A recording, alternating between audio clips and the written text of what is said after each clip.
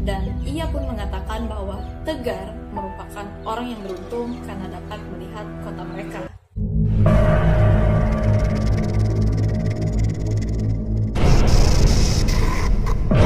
Hai guys, jumpa lagi dengan Mia. Hari ini kita akan membahas mengenai thread horor yang dituliskan oleh akun Twitter @bujangbangket yang menceritakan tentang seorang polisi yang terperangkap di dalam Padang 12. Nah, buat kalian yang belum tahu Padang 12, Padang 12 adalah sebuah kota yang dipercayai sebagai kota gaib yang ada di Indonesia. Selengkapnya kalian bisa cek di videoku sebelumnya yang ini. Nah, di video ini juga kami akan mengadakan giveaway spesial untuk kalian semua. Syaratnya sangat mudah, yaitu yang pertama, subscribe channel ini. Yang kedua, follow IG-ku di @miaalfiadi. Dan yang terakhir adalah berikan komentar menarik tentang pendapat kalian mengenai cerita yang akan aku ceritakan ini. 5 pemenang akan dipilih sesuai dengan komentar terbaik dan akan diumumkan pada tanggal 11 Juli 2020 di video yang akan kami upload pada malam minggu selanjutnya. Oke, tanpa basa-basi lagi, langsung aja kita mulai ceritanya.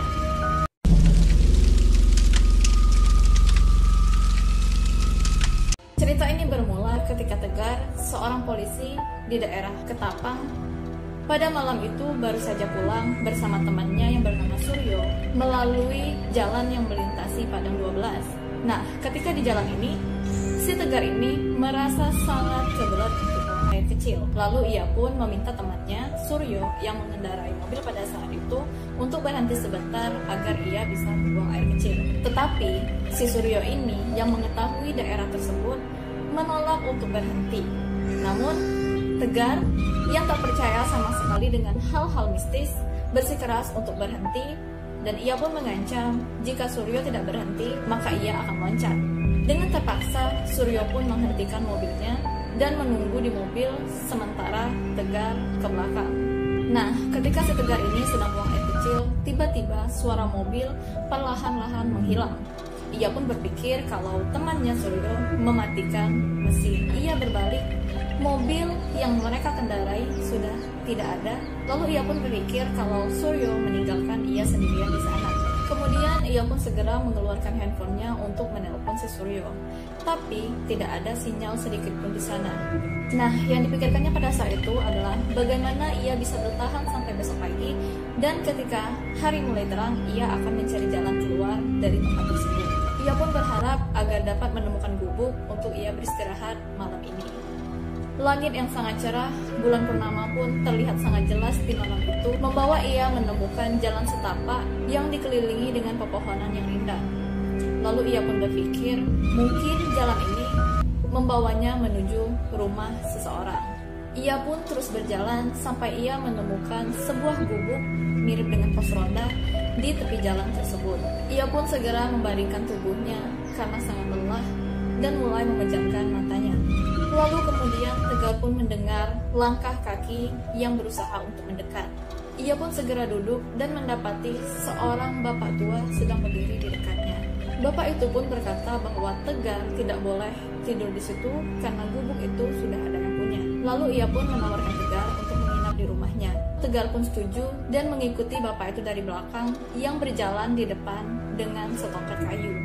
Tak lama kemudian, jalan yang mereka lintasi mulai disinari oleh lampu dan mereka pun sampai di tepian sungai yang sangat rapi seperti waterfront.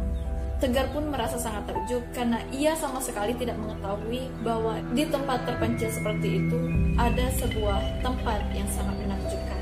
Lalu ia pun bertanya dengan bapak tersebut di mana rumah bapak itu, dan bapak itu pun menunjuk ke arah depan sambil Tegar melihat sesuatu yang tak pernah ia bayangkan. Kota yang sangat megah di bawah purnama dengan lampu yang menyala terang dan orang-orang yang masih banyak berlalu lalang. Lalu Tegar pun merasa sangat aneh dan bertanya mengenai tempat tersebut. Bapak itu pun menjawab bahwa Tegar tak perlu bertanya dan ikut saja dengan ia.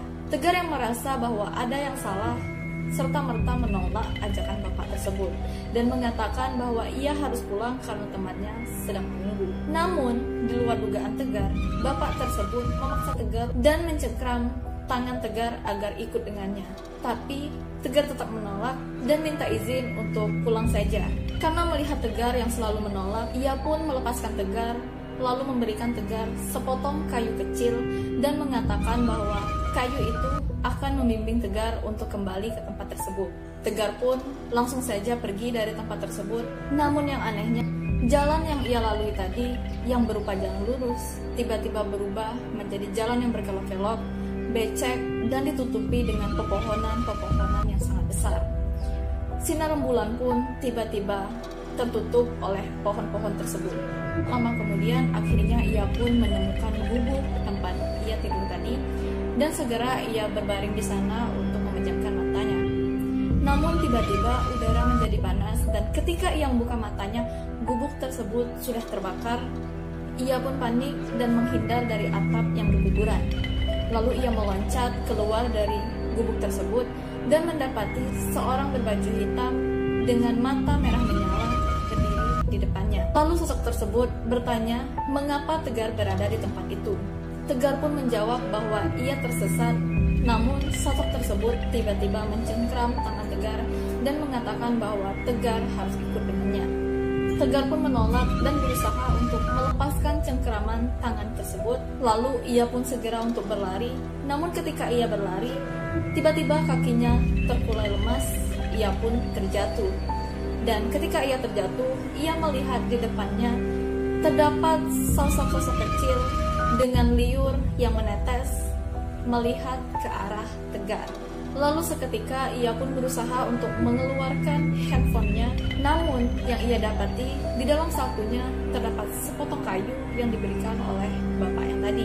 Ia pun menggenggam erat kayu tersebut. Sosok berbaju hitam tersebut merasa kesakitan ketika hendak memegang Tegar.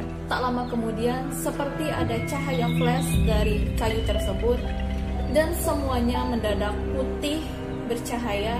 Lalu Tegar pun terlempar ke jalan setapak tempat ia bertemu dengan bapak yang tadi. Dan ketika ia membuka matanya, seorang gadis telah berdiri di depannya dengan baju biru terang dan mengatakan bahwa ia merupakan anak dari bapak yang tadi bertemu dengan Tegar. Ia juga berkata bahwa ia disuruh oleh ayahnya untuk menjemput Tegar karena mereka sudah mengetahui bahwa Tegar akan mengalami semua itu. Dan Tegar pun berjalan mengikuti gadis itu. Lalu sampailah mereka di tepian sungai tempat Tegar meninggalkan bapak tersebut. Nah, ketika mereka berada di tepian sungai itu, seorang bapak-bapak mengayuh perahu mengarah ke arah mereka. Dan ketika sampai, gadis itu pun langsung turun diikuti oleh Tegar. Ketika mereka sedang di perahu, Tegar pun bertanya mengenai tempat tersebut. Dan gadis itu mengatakan bahwa tempat tersebut merupakan kota mereka dan hanya orang-orang yang terpilihlah yang dapat melihat tempat tersebut. Dan ia pun mengatakan bahwa Tegar merupakan orang yang beruntung karena dapat melihat kota mereka. Kemudian sampailah mereka di seberang. Gadis itu pun mengajak Tegar untuk berjalan melewati lorong-lorong di kota tersebut. Tegar pun melihat orang-orang yang masih ramai duduk di kafe-kafe di tepian jalan dan melihat kendaraan-kendaraan yang sama sekali tak pernah Tegar lihat. Nah, ketika orang-orang tersebut melihat Tegar, mereka melihat Tegar dengan tatapan yang sangat aneh. Lalu gadis itu pun menarik Tegar.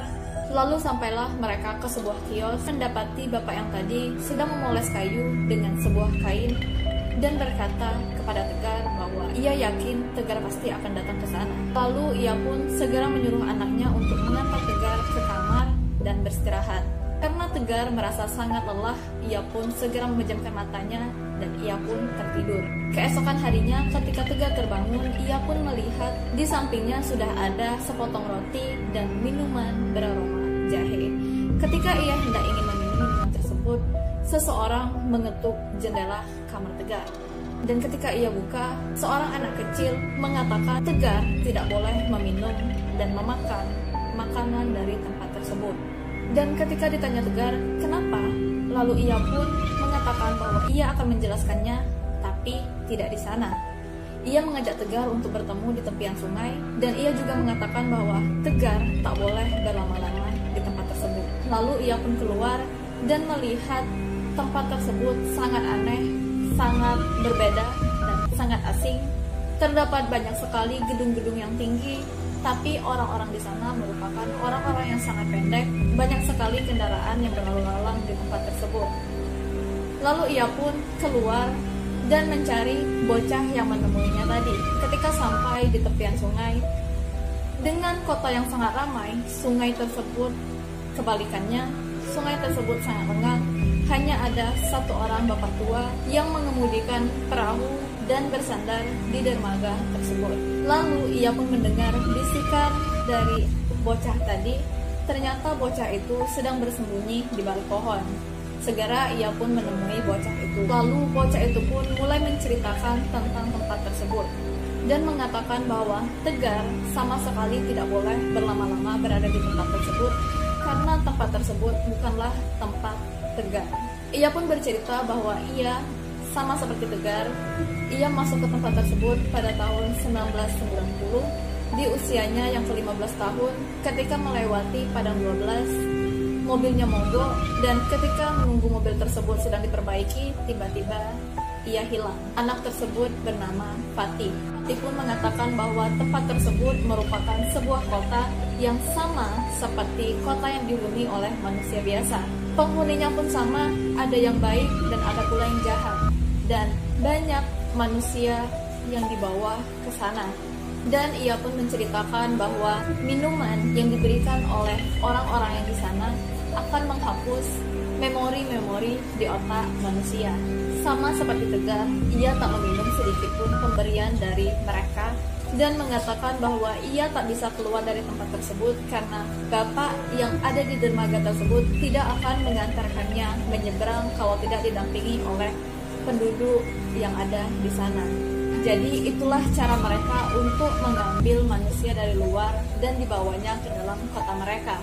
Fatih pun mengatakan bahwa Tegar harus bisa keluar dari tempat tersebut dengan merayu anak gadis bapak itu agar mau mengembalikannya. Lalu mereka pun berencana untuk merayu gadis tersebut. Setelah itu Tegar pun berpura-pura lupa tentang kenangan-kenangannya semasa menjadi manusia. Ia pun mulai membaur dengan tempat tersebut. Nah, di hari keempat mulailah mereka menjalankan misinya. Pada saat itu Tegar mulai mengatakan kepada gadis tersebut bahwa ia ingin melihat dunia luar. Gadis itu pun mengatakan bahwa dunia luar itu sangat berbahaya. Namun, Tegar tetap memaksa ingin melihat dunia tersebut. Tegar juga mengatakan bahwa ia mendengar desas-desus bahwa ia merupakan orang dari luar sana. Lalu Tegar pun memaksa gadis tersebut agar mau menemaninya mengintip dunia yang mereka sebut dengan dunia luar.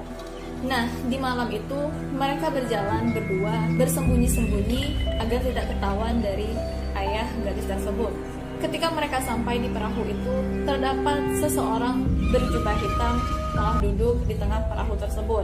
Gadis itu pun berkata kepada orang tersebut agar duluan, namun orang tersebut tidak menjawab.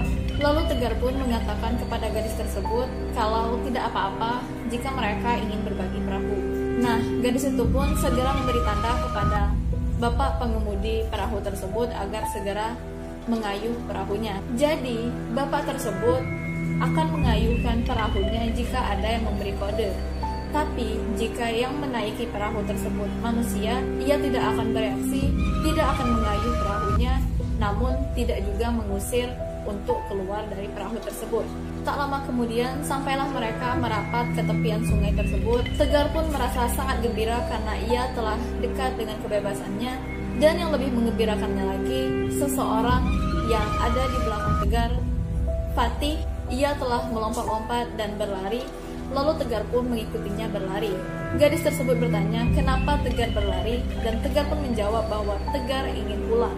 Ia pun menyadari bahwa ia telah dibohongi oleh Tegar. Tegar dan Fatih pun berlari meninggalkan tempat tersebut dengan jalanan yang becek, pepohonan rindang di tepi kanan kiri jalan, dan manusia-manusia pendek yang berlari mengejar mereka. Lalu Tegar pun sadar bahwa itu adalah jebakan. Lalu gadis itu terbang seperti melayang dan mulai mencengkram Tegar dari belakang. Tegar pun seperti beku dan terdiam, sementara Fatih lari terpontang-panting dikejar oleh manusia-manusia pendek tersebut. Tegar yang dicekik oleh gadis tersebut terlihat sangat kritis, sementara Fatih yang berlari tak dikejar lagi karena incaran mereka saat itu adalah Tegar. Tegar pun mengatakan kepada Fatih untuk berlari duluan karena ia akan segera menyusul. Maka Fatih pun berlari meninggalkan Tegar. Pada saat itu, Tegar sama sekali tidak tahu bagaimana cara untuk berlari dari sana. Namun seketika terdengar suara teriakan, "Tegar, di sini!"